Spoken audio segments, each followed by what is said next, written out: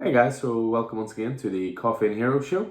We're recording today, which is Saturday the 4th of July, so happy Will Smith Saving the World Day to all of our American viewers, if there are any. So just wanted to get back on track with the weekly shows again, start recording every Saturday, hopefully get them out Saturday night, early Sunday morning, that kind of thing. Just a good way of rounding up the week, any news from the store we can round up the news from the TV, comic, and movie industries as well. So, and also preview the upcoming releases for the following week. So, as ever, I'll sort of start off with a store. Slightly quieter week this week, but that's to be expected. The releases this week were a little bit less. So, certainly no DC or Marvel single issues this week. They seem to heavily front load last week, and then next week is looking good again as well. So, just a quieter week, I think, as a result of that, as much as anything. Still plenty of people walk through the doors, as ever. We're thankful for every single person that does walk through the doors. So, nice enough week, just obviously after the craziness of last week with, Metal launching and, lots of big releases, that kind of thing. So, a little bit quieter, but that did mean I got to work a lot more on the website, which I promise is coming soon. I always feel like I'm repeating myself on this, but we just want to make sure it's pretty much perfect before we launch it. I promise this isn't going to turn into Chinese democracy and be in development hell for 15 years. But no, it will launch in July at some point. We'd just rather iron out the kinks and make sure it's pretty much perfect and good to go. Now, one thing that did come out this week, I just wanted to bring a bit of attention to. A, because it was awesome, and B, because it also marks the start of the Free Comic Book Day season, if you will. Obviously, Free Comic Book Day this year was cancelled, due to the COVID-19 situation. And instead, now the comics are back, instead of having a Free Comic Book Day where, everyone's able to come into the store and pick up free comics, that kind of thing, it's going to attract crowds, it's going to be busy, it's going to make social distancing rules extremely hard to enforce. So, I've chatted about it before on here, but what they're doing is they're going to be steadily releasing some Free Comic Book Day titles over the next few months. There's some great stuff to look forward to. But the first one actually came out this week, and it was released to tie in with a Prelude graphic novel series as well. So this one is called Firepower. It's a brand new series written by Robert Kirkman, he of Walking Dead fame, amongst other things, Die Die Die, Oblivion Song, Invincible. And the artist on this one is Chris Samney, who I'm a big fan of through his Daredevil work, through Black Widow as well. Was a great mini-series. So they kicked this off, and what they did was they released a 154-page graphic novel, which was a prelude. And then on Free Comic Book Day, they essentially have released an issue 0, which follows that. And then the first issue proper should be due out in the next couple of weeks. Thoroughly brilliant series. If you're a fan of stuff like Iron Fist, or a fan of stuff like Street Fighter, Kung Fu, that kind of thing, it essentially has to do with a guy who can summon this fireball, the firepower, as you will. But he has a really bad experience at the monastery where he learns all this. He turns his back on it and tries to go back to normal life, but it's never that easy. It's something that's very different to the rest of comics at the moment. It really does stand on its own, and I'm a big fan of it. Now, the Prelude graphic novels, we had a little bit of an issue with Diamond this week, went the way or not, in terms of how many they were supposed to send us. So we do have more copies coming next week, which I'm delighted to say. But that Free Comic Book Day issue as well, we have tons of those in the store. So the way the Free Comic Book Day stuff will work is, we'll give it out with, any purchase. It could be a bar of chocolate, or it could be your pull list. But we'll always try and give out some of the Free Comic Book Day stuff that way. But what I would say is that Firepower is worth getting your hands on. You could read the Free Comic Book Day issue and it make complete and utter sense. But I would recommend the graphic as well. As I say, it's a beautiful image book. It's one of those ones that comes in at their £9 price point as well. But I think this is going to be a really special title. So get to the store for that issue 1. Pick up the Prelude if you fancy it as well. And then get it on your pull list, because I really recommend this title, and I think it's going to be big. But speaking of next week's releases, so Invoice is ever here. Invoice is one thing, what actually arrives is another, unfortunately, but some really stellar stuff to look forward to next week. DC are coming back with a couple of big titles. Marvel are starting to dip their toe back in a little bit more here as well, and some good indie stuff.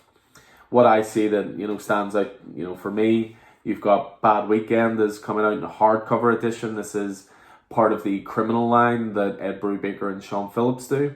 I've also got My Heroes Have Always Been Junkies coming as well. These are beautiful little hardcover crime noir graphics. Highly recommend them. We've got Batman 94 coming. I thought 93 was pretty incredible. I'm looking forward to sitting down with the guys and chatting about that. We're looking at getting the podcast going again as well. So something to look forward to. But that 93 was awesome. I'm looking forward to 94. Batman The Adventures Continue as well hits next week, number 2.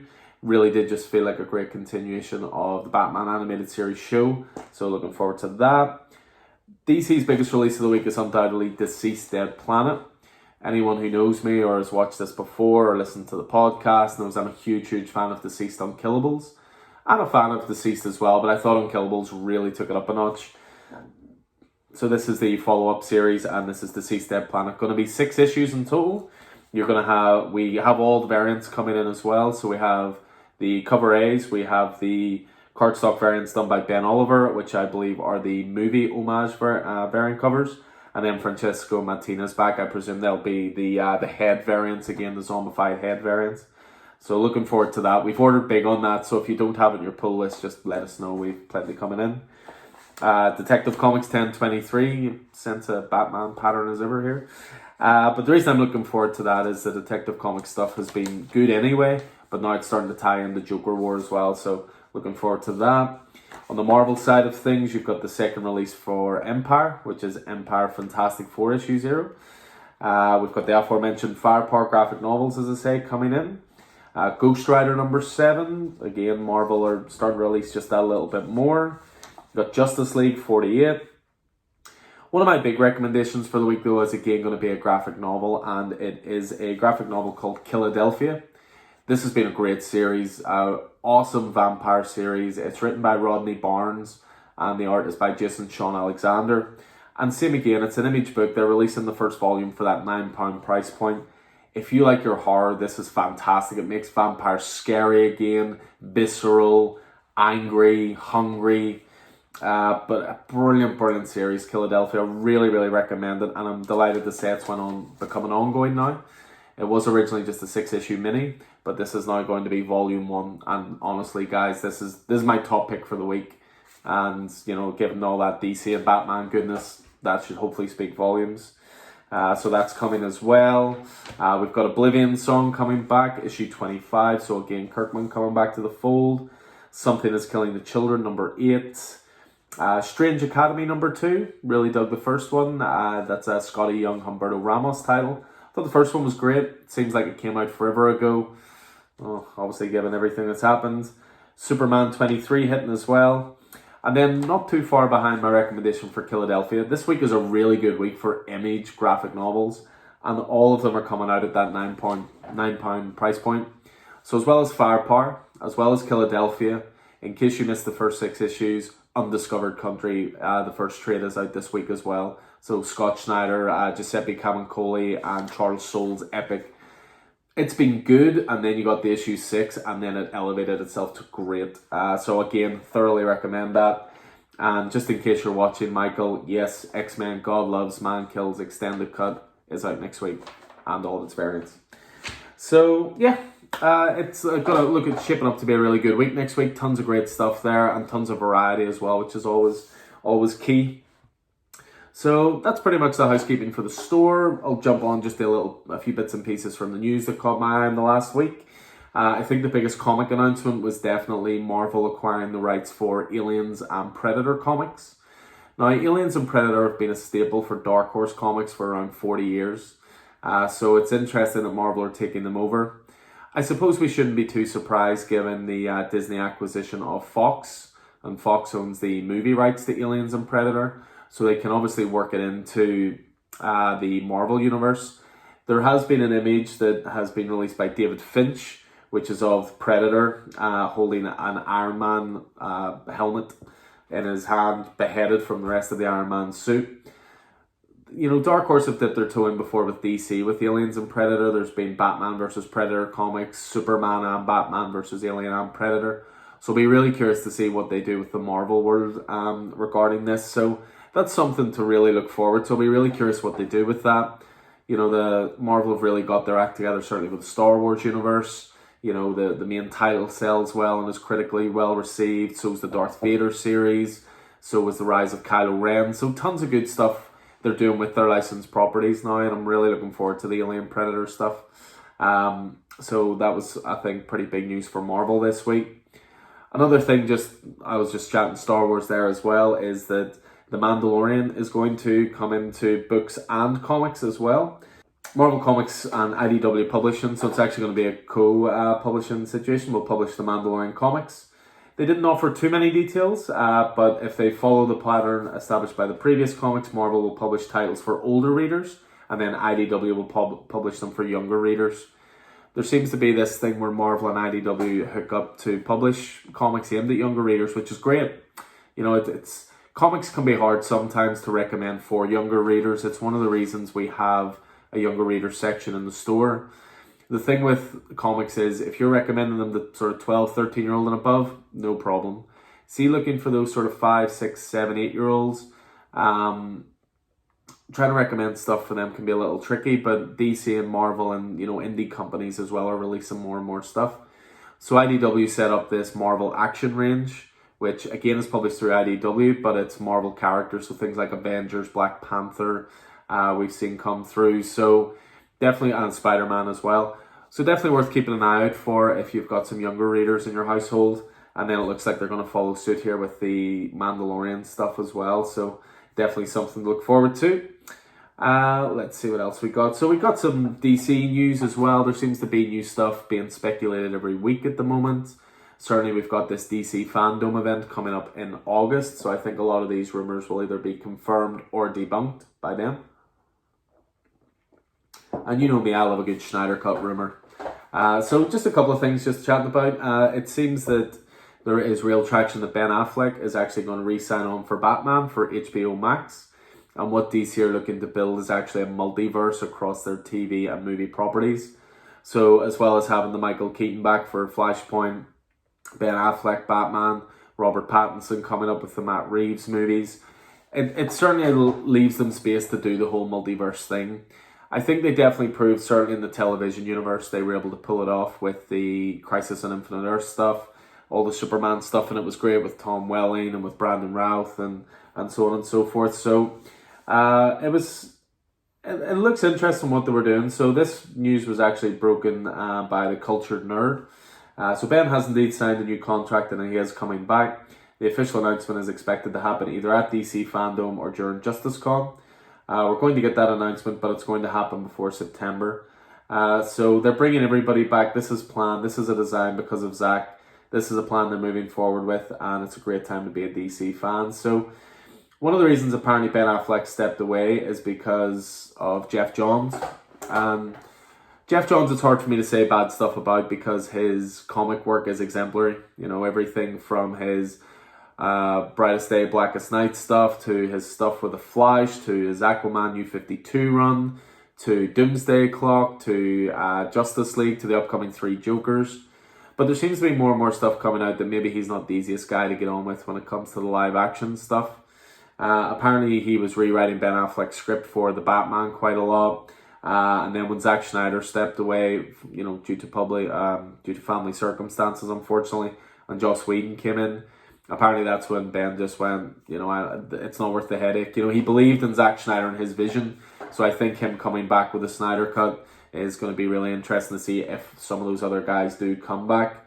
Henry Cavill's been talking about it as well, and he says he wants to be Superman for years to come. So we'll see if anything happens with that. And then again, just mentioning the Joss Whedon cut of Justice League, there was quite a big controversy stirred on Twitter this week. When is there ever not on Twitter at the moment? But Ray Fisher, who played Cyborg, came out. And first of all, he posted a little video, and it was a clip from before when Joss Whedon was first brought in, saying that he was going to, trust him to finish the movie and blah, blah, blah. So he put that video up and he said a caption on it saying, "I'd like to take a moment to forcefully retract every bit of that statement." But then he came out and said that he was essentially a bully. He was horrible to work for.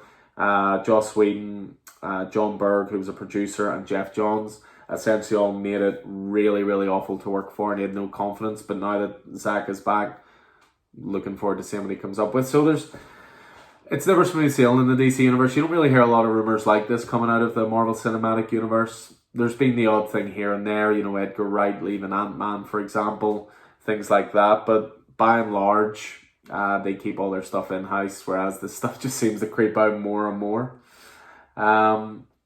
Speaking of the DC stuff as well, something really interesting came out this week through Kevin Smith's podcast, Fat Man Beyond. And this is a podcast he does with Mark Bernardin. And he's a writer in comics and TV and movie and so forth. But they were chatting about, what I'd reported on last week, the untimely death of Joel Schumacher, who directed, Batman Forever, Batman and Robin, Lost Boys, etc., etc. But this is a direct quote from the podcast. "I have it on pretty good authority that there exists in the Warner Brothers vault a 170-minute cut of Batman Forever. I think that it went much deeper into his childhood psychosis and his mental blocks, and that it was a bit more serious. A darker version of that movie that was one of the first assemblies that Joel filed with the studio. And they eventually cut it down because they were like, it's too dark for kids. We got to sell these Happy Meals. So maybe let's not invest ourselves in the trauma of childhood murder. We've got Jim Carrey. Let him do some stuff." I like the idea of seeing these alternate cuts. I think audiences these days are savvy enough to know what, a cut is released for a theatrical cut and what director's cuts are. If the multiple releases of something like Blade Runner haven't hammered that point home by now, I don't think anything will. But I like seeing these director's cuts, and, even if it's unfinished footage, and they're curiosities more than anything. They're not supposed to be definitive versions of a movie, but they're curiosities, and I would love to see a 170-minute cut of it. I'm a fan of Batman Forever anyway, but there was definitely some bits and pieces I saw in earlier trailers that weren't in the finished cut. Does that sound familiar? So yeah, bring it on. Stick it on HBO Max. They've got the perfect platform for people who are interested to see it. It's stuff that's been shot and assembled and put together. So absolutely, let the public see that kind of stuff. I would love to see a little bit more of it. And then one final bit just to chat with regards to the DC universe, which I found really interesting, was that there's a big rumor going around that Warner Brothers and DC are developing a Zatanna solo movie. I can get on board with this big time because it means that they're obviously invested in exploring the darker side of the DC universe. You already have J.J. Abrams exploring Justice League Dark. We don't know if that's going to be a movie or a TV show, but it does show that they want to explore that side. You can see a live-action Zatanna, live-action Constantine, which, we've seen to different degrees so far. You'll have Deadman, you'll have Swamp Thing, which, again, TV-wise, was actually really good, but they just didn't seem to have faith in that at the time.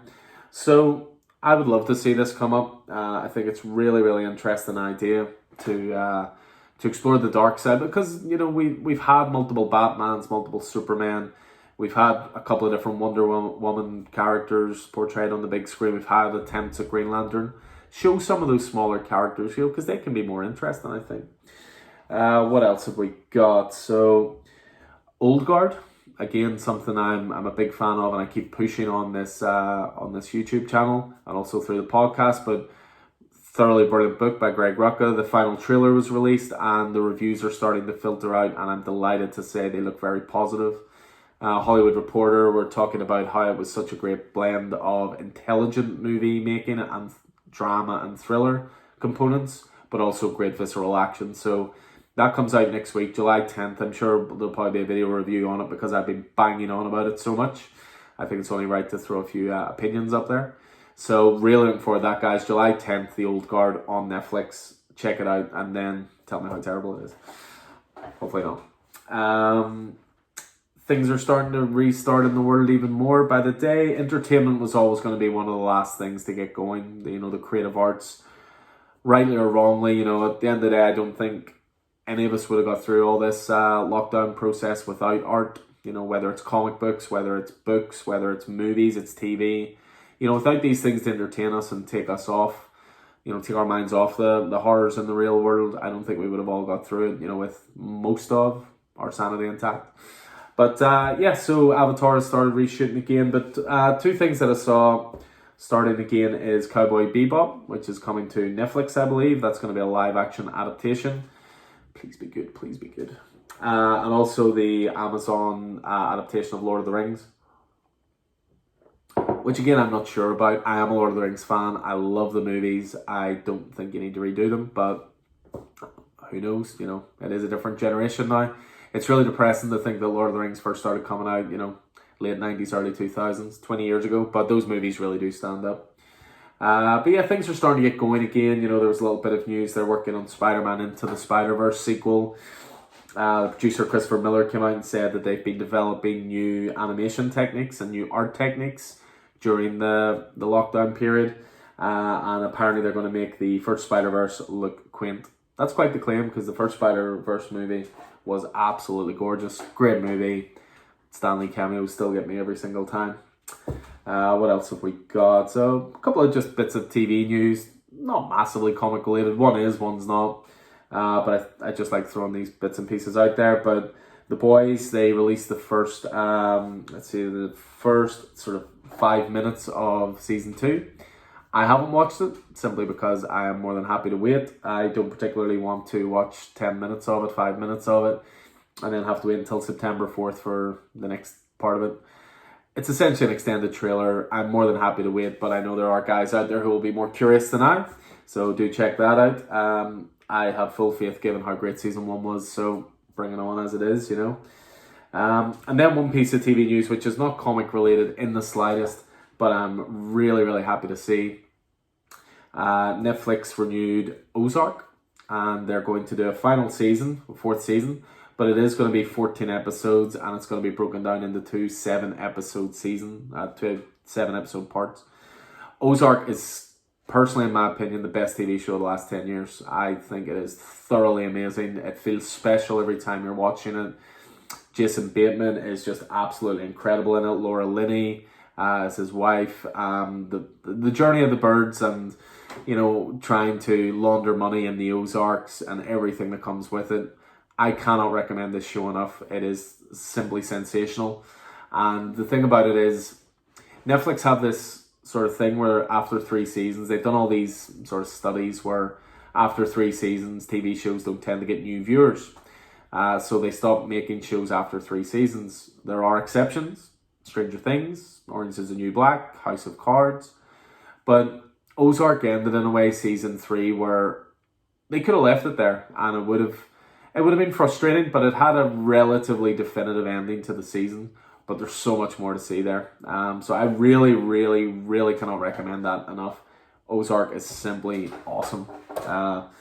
As I say, not comic related at all, but I'd be more than happy for some of those little dark corners of that TV show to be expanded upon in a comic, the same way maybe Narcos has done, that kind of thing.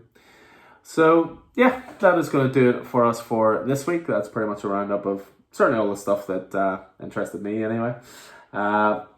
As ever, the store will be open next week, 10 to 5, Monday to Saturday. Big Wednesday planned with all those great new titles coming. Again, anything that sounds good to you, maybe don't have on a pull list, just drop us a message and we can get that added for you, or hold you over a copy for you to try the first of something, that kind of thing. We managed to get about another 50 new packs onto the shelves this week, so there's tons more choice there. Again, loads of great graphic novels coming next week. And, if you watch the prior video to this, the What's in the Box video, you'll see some of the great new goodies we got in through our new suppliers. Some wonderful, wonderful stuff there, and already some fights breaking out in my messages for certain things people want. So check that video out if you haven't already. Please do subscribe to the channel, spread the word. And most importantly, out there, just stay safe. And I'll look forward to seeing you next time on the store. Take it easy, guys.